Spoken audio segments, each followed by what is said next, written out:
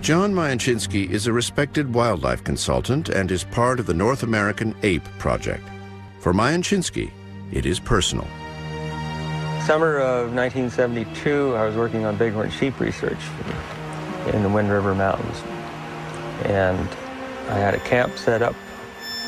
There had been a bacon stain from a box of bacon that had melted in high temperatures during the day into the nylon of this tent. I kind of was anticipating the possibility of a bear nosing around the tent, and sure enough, here comes the bear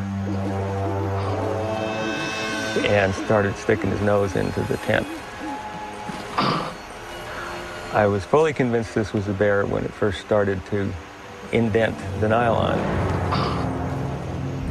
Generally, black bears are animals that are afraid of people and afraid of surprises, so I took my hand and I whacked it in the nose with the back of my fingers, what I thought was its nose. And then it came back again and did the same thing, nosed its way into the part of the tent where the bacon stain was. And I did the same thing. I whacked it with the back of my hand. This time I hit something very hard, like a rock, instead of a nose, and I think I hit a kneecap. Came back a third time.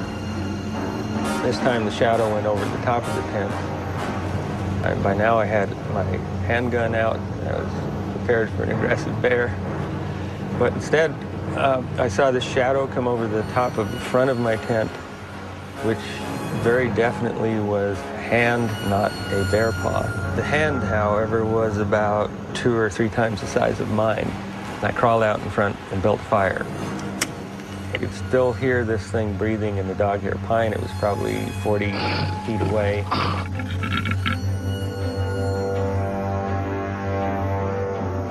Just wanted to see it coming in the firelight.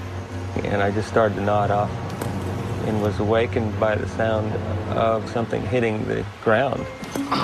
And then I heard the sound again, and it was a pine cone.